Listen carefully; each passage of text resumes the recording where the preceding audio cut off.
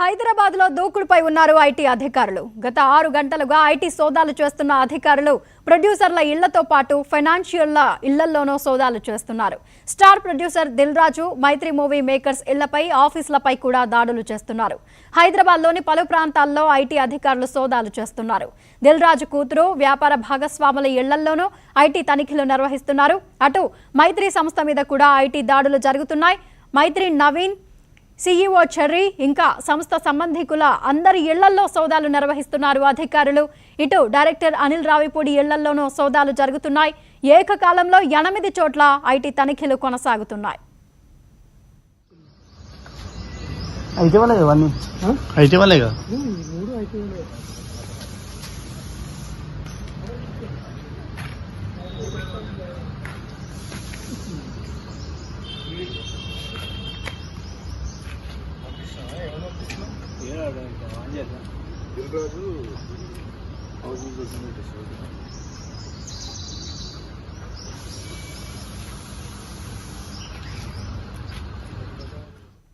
హైదరాబాద్లో దూకుడుపై ఉన్నారు ఐటీ అధికారులు.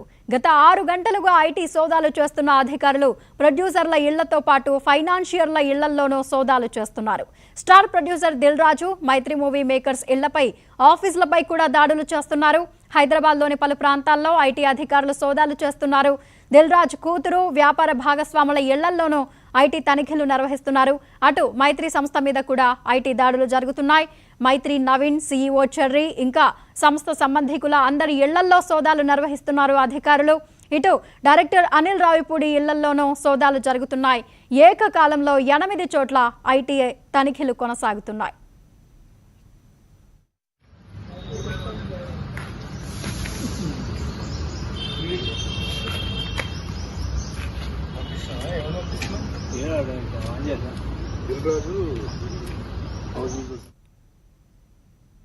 ఐటీ రైట్స్ కు సంబంధించి లేటెస్ట్ అప్డేట్స్ మా క్రైమ్ కరెస్పాండెంట్ దుర్గేష్ అందిస్తారు. దుర్గేష్,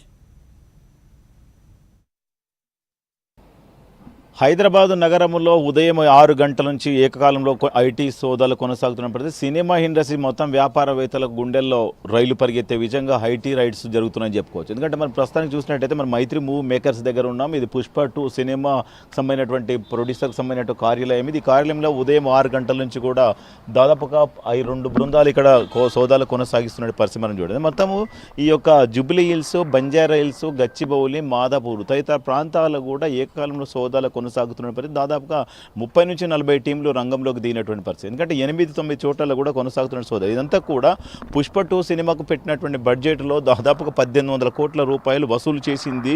ఇది ఐటీకి ఉల్లంఘన జరిగింది, నిబంధనలకు విరుద్ధంగా జరిగింది, ఇది ఐటీ చెల్లించలేరు అనే ఆరోపణతోని ఐటీ అధికారులు కూడా ఏకాలంలో సోదాలు చేస్తున్నారు. దీంట్లో ఉన్నటువంటి ప్రొడ్యూసర్స్ ఎవరైతే ఉన్నారో నాని కానీ, చెర్రీ, నవీను, చంద్రశేఖర్, వీళ్ళకి సంబంధించినటువంటి ఆఫీస్ అంతా కూడా ఇది మనము పుష్ప 2 సినిమాకి సంబంధించినటువంటి కార్యాలయం. ఈ కార్యాలయంలో కూడా మనం చూస్తే సిఆర్పి పోలీసులు అండ్ లోపల కూడా ఐటీ అధికారుల టీము ఉన్నటువంటి పరిస్థితి. అదే డాక్ మహారాజు సినిమాను కూడా నైజాం స్టేట్కు తీసుకున్నటువంటి దిల్ రాజు, అదేవిధంగా సంక్రాంతి పండుగ వస్తున్న సినిమా ఏదైతుందో దానికి నిర్మాతగా ఉన్నటువంటి దిల్ రాజు, అదేవిధంగా గేమ్ చేంజర్కి సంబంధించిన నిర్మాతగా ఉన్నటువంటి దిల్ రాజు, ఆ దిల్ రాజుకు సంబంధించిన కార్యాలయంతో పాటు దిల్ రాజు సంబంధించినటువంటి కూతురు ఇంట్లో, వాళ్ళ సమీప బంధువులు ఇళ్లలో ఫైనాన్స్ చేసినటువంటి ఎవరైతే ఉన్నారో వాళ్ళ ఇళ్లలో కూడా ఏకాలంలో సోదాలు కొనసాగుతున్నటువంటి పరిస్థితి. ఇప్పటికి దాదాపుగా 6 నుంచి 7 గంటలు కూడా కొనసాగుతున్నటువంటి పరిస్థితి. అదే మ్యాంగో మీడియా ఏదైతే ఉన్నదో డిజిటల్కి సంబంధించినటువంటి ప్రమోషన్స్ విషయంలో తను కూడా పెట్టుబడులు పెట్టాడు, తను కూడా ఉల్లంఘన చేసింది అనేది కూడా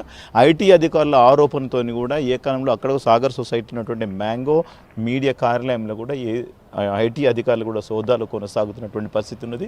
మొత్తం మీద మనం ప్రస్తుతానికైతే ఈ యొక్క సినిమాలో ఎంత బడ్జెట్ పెట్టారు అంటే, ఈ బడ్జెట్కు సంబంధించి ఎంత చూసుకున్నట్టే దాదాపుగా 600 కోట్ల రూపాయలు పెట్టి పుష్ప సినిమా తీశారు. మరి 1800 కోట్లు వచ్చినాయి అంటే ఇది ఐటీ ఎంతవరకు కట్టారు, అటు ఐటీ నిబంధనలు వీళ్ళు ఉల్లంఘించారు అనేది కూడా ఐటీ అధికారుల యొక్క సంబంధించినటువంటి దాని ప్రకారమే ఆధారాలతో మొత్తం మీద ఏంటంటే సోదాలు చేస్తున్న పరిస్థితి. కీలకమైనటువంటి డాక్యుమెంట్స్ అవసరమైతే వాళ్ళ కార్యాలయాలు కానీ వాళ్ళ ఇళ్లలో కూడా నగదు ఏమైనా ఉన్నది అనే దానిపైన కూడా అధికారులు కూడా సోదాలు కొనసాగుతున్నటువంటి పరిస్థితి.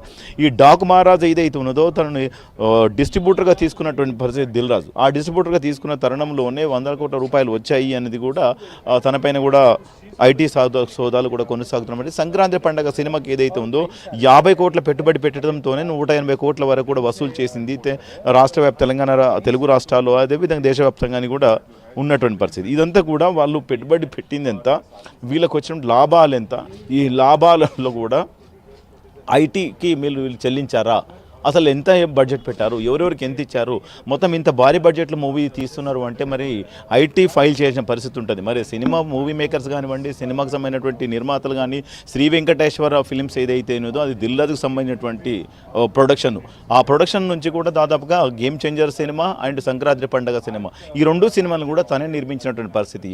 అది డాక్ మహారాజ్ ఏదైతే ఉందో బాలకృష్ణకి సంబంధించిన సినిమాను కూడా తన నైజాం స్టేట్కు తాను మొత్తం డిస్ట్రిబ్యూటర్గా తీసుకున్నటువంటి పరిస్థితి. మరి తాను తీసుకున్నటువంటి డిస్ట్రిబ్యూటర్ మరి 20 కోట్లకు తీసుకున్నాడా, మరి ఎంతకు తీసుకున్నాడు, అసలు ఎంత దీన్ని లాభాలు వచ్చినాయి, ఇదంతా కూడా ఐటీకి వీళ్ళు ఫైల్ చేశారా అనే దానిపైన కూడా చూసినట్టయితే ఐటీ అధికారులు మొత్తం మీద ఏ కాలంలో సోదాలు కొనసాగుతున్నటువంటి పరిస్థితి. ఏ కాలంలో అంటే దాదాపుగా ఈ సినిమా ఇండస్ట్రీలో ఉన్నటువంటి బిగ్ షాట్స్ ఎవరైతే మెగా డిస్ట్రిబ్యూటర్స్గా పేరు ఉన్నటువంటి దిల్ రాజుతో పాటు మైత్రి మూవీ మేకర్స్ అవుతుందో వాళ్ళకు కూడా దాదాపుగా 100 కోట్ల సినిమా తీసినట్టు పుష్ప 2 సినిమా, పుష్ప 1 సినిమా తీసినటువంటి మైత్రి మూవీ మేకర్స్ అని చెప్పుకోదు. ఈ మైత్రి మూవీ మేకర్స్ కూడా పుష్ప 2లో దాదాపుగా 1800 కోట్ల రూపాయలు వసూలు చేసింది. పుష్ప దేశవ్యాప్తంగా ఐకాన్ పాన్ ఇండియా మూవీ కావడంతో ఇంత భారీ బడ్జెట్ పెట్టి తీసినటువంటి నేపథ్యంలోని భారీగా డబ్బులు వసూలు చేశారు. మరి దీనిలో ఐటీకి సంబంధించినటువంటి వ్యవహారం అంతా కూడా ఉల్లంఘన జరిగింది అనే దానిపైన కూడా ఐటీ అధికారులు కూడా సోదాలే కొనసాగుతున్నటువంటి పరిస్థితి. అదేవిధంగా డాక్ మహారాజుకు సంబంధించినట్టు చూసినట్లయితే కూడా సినిమా తీసుకున్నది ఎంత, సినిమా వసూలు చేసింది ఎంత, వాళ్ళకు ఐటీ ఫైల్ ఎంత చేశారు అనే దానిపైన కూడా మరొక పక్కన అంటే ఎన్ని సినిమాలకు 100 కోట్ల రూపాయలు పెట్టుబడి పెడుతున్నారు అంటే దీంట్లో కేవలం నిర్మాతలు పెట్టుబడి పెడుతున్నారా, దీంట్లో ఏమైనా ఫైనాన్సర్లు ఉన్నారా, ఎంతమంది ఫైనాన్సర్ ఉన్నారు, వాళ్ళ ఎక్కడి నుంచి ఇట్లా డబ్బులు లావాదేవీలు జరిగినాయి, ఒకవేళ లావాదేవీలు అయిన కంపెనీల నుంచి వచ్చినాయా, చెక్ రూపంలో వచ్చినాయా, లేకుండా క్యాష్ వచ్చిందా, మరి ఇంత 100 కోట్ల రూపాయలు వీళ్ళు సినిమాలలో పెట్టుబడి పెడుతున్నారంటే మరి ఐటీ రిటర్న్స్ చేయాల్సిన పరిస్థితి ఉంటుంది.